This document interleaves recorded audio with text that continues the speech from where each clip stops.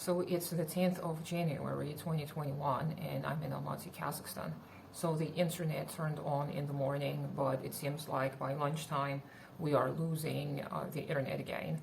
And I'm going to try and publish some of these little videos I filmed over the past few days. I'll just put them together as a little compilation.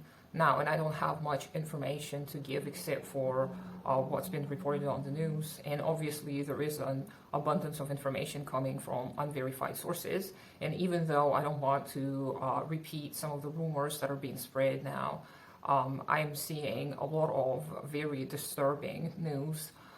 For example, all of the destruction that's been happening over the city of Almaty, some of the victims of what's been happening. So as far as I can tell, the reports of the victims are not being given honestly by the official sources. Obviously, I can't prove that. But the claims that the terrorist groups are operating, I am very, very highly doubtful of the fact that the terrorist groups that were trained somewhere outside of Kazakhstan took over the protests, and that the working people of Kazakhstan have nothing to do with the protests. I personally doubt that. However, again, I have no way of proving that because there are no people who can give me an honest report, unfortunately. I see a lot of analysis from various sources pouring in, and again, there is very little verified information. The rumors about just about anything, about what kind of terrorists those were, and about how the working class people are not the ones participating. And I can absolutely see the fear that is happening now in Almaty, and most of the citizens are afraid for their well-being and the well-being of their families, so they're laying low and they're being quiet. The official sources also tell us that we will be monitored, the online activities will be monitored, and there is an unverified piece of information about the phone conversations being recorded, but again, this comes from an unverified source. So it is the 8th of January and we haven't had internet for 3 days here in Almaty, Kazakhstan, where I live. We have had some major events happen over the past few days. It all started with protesting in one of the western oil towns. The workers of the oil industry started protesting the increase in the gas prices, which went up 100%. So these protests spread to the other small towns, and then they spread to a bigger town in the west, Aktau, and then they started spreading to other bigger cities in Kazakhstan, such as Karaganda and the capital, Nur-Sultan. And here in Almaty, we started experiencing protests on the 4th. On the evening of the 4th, we had mobile internet turn off, but we didn't really pay attention to this because we didn't know what was happening. But in the morning of the 5th, we started seeing messages on social media. We started seeing videos and photos of the people marching and people screaming, and we were told that the protests are happening, and some of the protesters' demands were also shared, and those demands were to lower the retirement age, to keep the prices for socially important goods stable, to lower the mortgage interests, etc. So all of these demands are very easily understood by any working people. Now, on the evening of the 5th, all of the internet, including home cable internet, turned off. So we stopped receiving messages, and we don't have a TV satellite, so we couldn't watch the news. So we started listening to the radio. On the radio, they kept repeating the same message from the president, which was that there are terrorist groups operating in Almaty, in other cities and towns, and that those terrorist groups are going to be liquidated. We were advised not to go out and to stay safe. We heard from our friends who live close to where some of the events took place, and they reported hearing stun bombs going off, and they heard shooting for 2 days in a row pretty consistently. Now, because the information that we receive is so scarce, it's easy for gossip to take place, so we keep hearing various news of various things happening, but here where we live, everything's pretty calm. We did hear a few possibly stun bombs going off in the distance, possibly some shots, but we are not sure because we were too far away. Now, the stores in our area were closed for a day or so, but now they seem to be reopening. The pharmacies and private medical establishments were closed, and some still are. There are way fewer cars and there are fewer people outside, but it is also changing.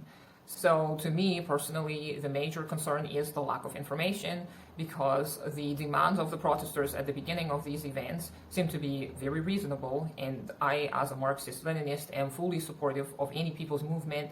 But the news that we received later, that the terrorist groups supposedly took over the protests, those are the kind of news I wish were verified, and I wish there was more information and more data so that we can evaluate it. And I wish there was more coverage, not only from the perspective of the government, and I wish that we could make our own conclusions based on the data that is presented in a somewhat objective manner.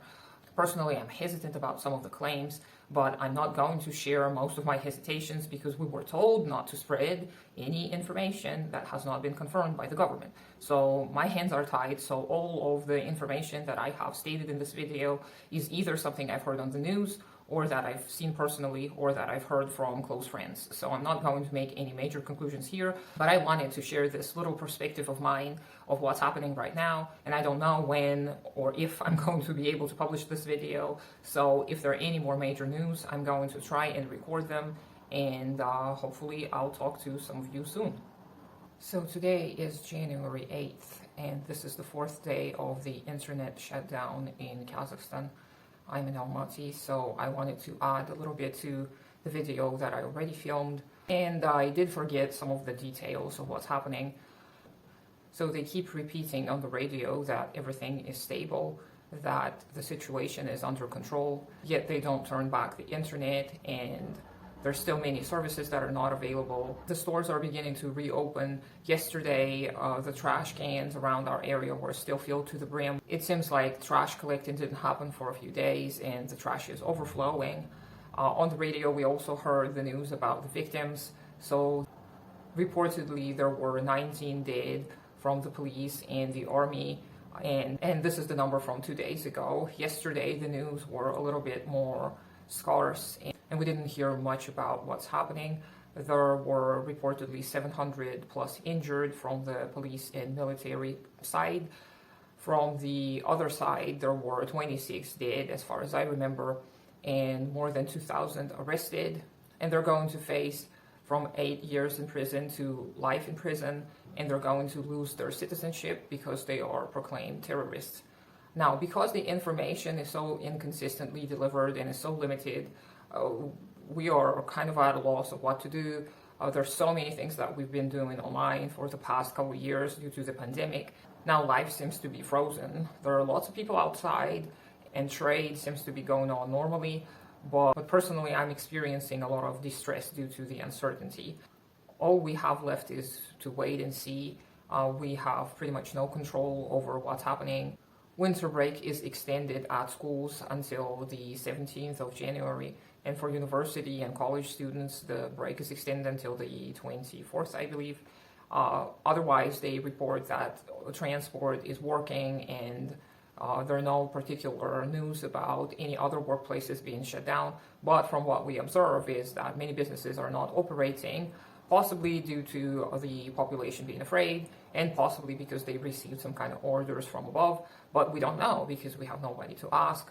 So we've tried calling several services, and most of them are not responding. Being in such an informational vacuum is definitely not good for one's consciousness and one's well-being. To me, it seems unreasonable to shut down the internet and say that this is for public safety, because I don't personally see how the access to the internet can harm us. Now, there were some words said by the president that he doesn't want citizens to speak up without knowing what they're talking about, and generally I support such notions. However, the wording that was used was vague, unclear, and somewhat disrespectful, because there were words used that have negative connotation. So things like slander were mentioned, words like rumors and idle talk were mentioned as well. And when you are silencing the population like this, there are going to be consequences, and people are going to get angry and upset because they can't speak their mind, and limiting their access to information is going to make it worse. So I personally am very against such means, but no one's asking me. So I'm going to keep on filming little videos like this, and we'll see what happens. One more thing that I think is very important to mention about what's happening in Almaty, Kazakhstan in January is the lack of care for the people. A lot of people nowadays are switching to online services, and those of us who may give services online, we are losing income at the moment because we can't do anything because there's no internet. And apparently big businesses are going to receive a compensation, but what about all of the citizens who lost their income during these days? So maybe there will be some news about that later. There are also reports of ODKB, which is an organization consisting of the former Soviet republics that are meant to help each other. So there are reports of them coming in to help preserve peace, and they're reportedly not to partake in any kind of operations, but there are rumors already about their participation. And again, you can't stop such rumors if you are not given honest reports about everything that's happening.